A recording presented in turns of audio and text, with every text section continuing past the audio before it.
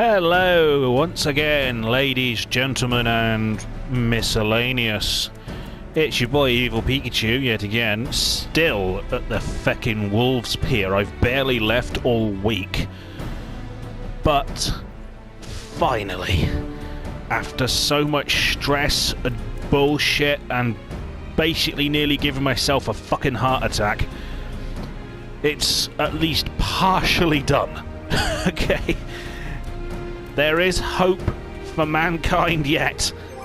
I finally got the first of the Garo mounts, Go 10. So, I think this is the gold one. I'm halfway towards getting the black one. And the white one, I don't play frontline because nobody plays frontline. So, let's just bask in the glory of this moment, shall we? That this is like an act of supreme feckin' endurance on my part.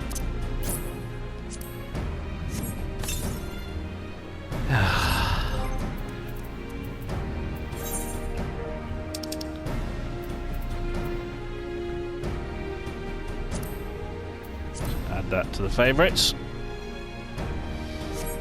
Yep. Enjoy a nice cup of tea. Yes, I bought the tea emote. Of course I did. I'm British. It's like a £4 tax for being born here. You have to have the tea. So, you may have noticed, by the way, I switched over to Machinist because Dragoon clearly wasn't working out. And the other Machinists seem to be having a whale of a time, but no, it's still just as bullshit underpowered as everything else. Like, there's like a couple of classes that are stupidly OP, like Samurai, but beyond that, it's like there's nothing going on in this mode at all. May also notice I have my own cheerleader. The thing is, I have basically no interest in any of the stuff you can get for the crystals you get. I've already bought the Dragoon armor set, and realistically, that's all I cared about. So I've been pulling a little trick. What you do is you use the crystals you get from playing Crystalline Conflict to buy wolf collars, and then you trade the wolf collars in for wolf marks, and you get like for every 1,000 crystals you can get 4,000 wolf marks, which means getting 15k for the little wind-up cheerleader here was significantly easier than it should have been. So yeah, I've got the little wind-up cheerleader, I've got the lantern as well, which means I've got 2 of the 3 minions, and I've already got the mount from wolf marks. So, aside from the other 2 Garo mounts and 1 minion, which I'm not really that concerned about, I have essentially finished PvP. There's nothing else to do. So, if I go into PvP profile here, you see I'm only 100 points, which is 1 match, win or lose, regardless. Away from leveling up. After that, I've only got 2 levels to go for the Archfiend attire, which I'll probably never wear, but, you know, nice to have anyway. I mean, I've got to keep playing PvP if I want the other 2 mounts, so I may as well just keep going with it. You know, at least until I get the Archfiend and hopefully the other mount. But yeah, I mean, don't get me wrong, PvP is still absolutely ridiculous, broken bullshit that I hate with every fibre of my being. Like, again, you take Machinist here. Yeah, we've got Blast Charge, but that does a potency of 4,000 on hit, but it has a cast time and slows you down, whereas Dragoon does 4,000 on hit and it can move freely. In what way is that balanced? And you can't say because it gives you, stacks of overheat, because that's only a mild potency increase. If that was like... if Heat Blast was like 15,000 potency, then yeah, it might offset it, but it's not. It's like a 2,000 meaningless potency increase and an instant cast. That's it. Marksman's Spite, there's some sort of glitch going on with it at the minute. I don't know what the deal is, but I have video footage of it doing 0 damage despite being a potency of 36,000. Like, even if you had your shield up, that should have done something. So, the Bishop auto turret is incredibly annoying if you're on console because it's a placed skill. So, that's really awkward on controller. Drill is good because it ignores shield. Wildfire doesn't seem to do much, to be honest, but the real trick with Machinist and why I've been able to rack up wins a little bit quicker is here, Scattergun. it doesn't do much in the way of damage, but it does knock people back 10 yards. So when you're contesting the crystal with a couple of players, you just blast them with a shotgun, they go flying out, and it at least gives you a couple of extra feet. That might be enough to get you to the checkpoint or something. So it doesn't always really help, but I'd rather have it than not. I don't know why the instant kill effect on Chainsaw is even remotely a thing. I mean, for a start, who the hell is going to use a stack of analysis, which you only get 2 of, to give you a 3% chance of doing an instant kill, when you could use that same stack on drill and double the potency? Like, it's just stupid. That's a complete noob trap. Like, you'd only ever use analysis on Chainsaw if you were ridiculously desperate. And even then, you're better off going with drill if it's available. The only problem I have with Machinist in PvP is that most of these skills, drill, bioblaster, air anchor, and chainsaw, they all run on the same button, which is bloody annoying. Because it's like, there are times when I want to use drill, there are times when bioblaster is the better choice, but it's like I have to cycle through them rather than just pressing the one I need. That's just obnoxious. So... And as I said, you've got other classes like Samurai that desperately need to fuck off.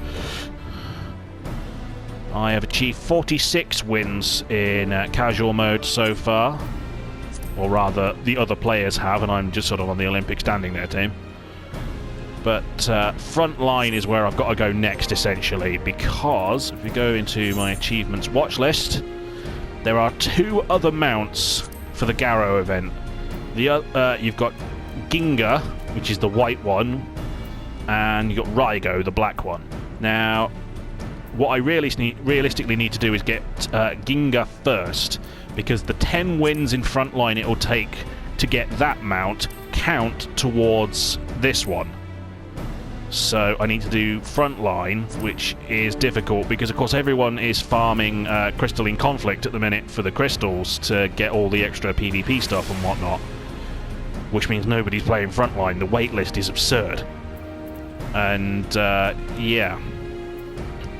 It also says on this one that you can use wins in Rival Wings, but Rival Wings hasn't been available since patch 6.1 launched, so, I don't know. What I really want is this, the Gloria Airship Ignition Key, because that would just be fucking adorable for a Lalafell. The problem is it's 200 wins in...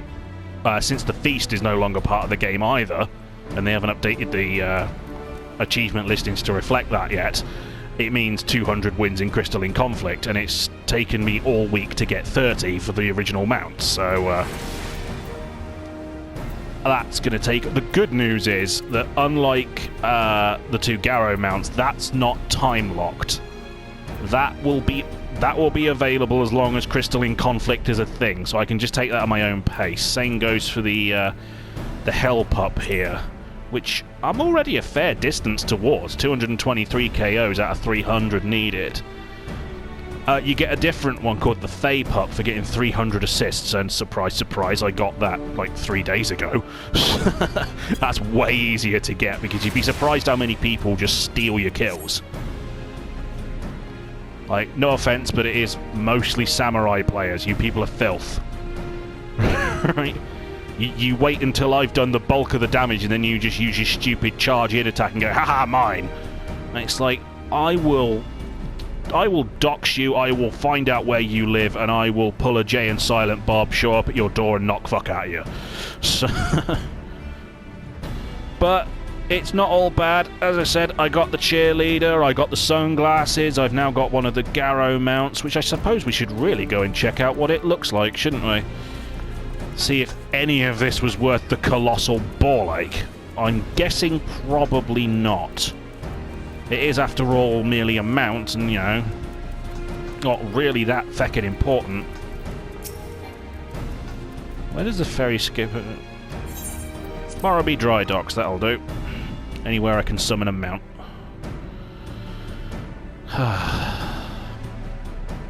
In all seriousness, no, I absolutely detest PvP. Frankly, I detest almost anything that involves other human beings, with the possible exception of things you can do with a naked girl. That's different. Alright, let's not bother doing random summons. Let's summon Goten directly.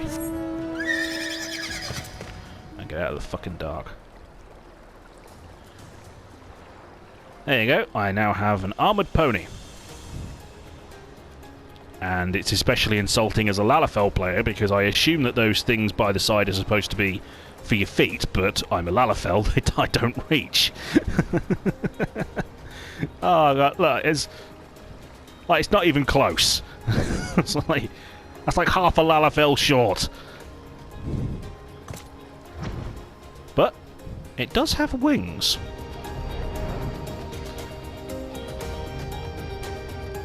Okay, I'm reluctant to say it was worth it, because nothing could ever be worth the stress I've been through over the last week and a half. But as mounts go, that's pretty dope. So, wasn't worth it, but I'd say it wasn't a complete failure. So, it's not a total catastrophe.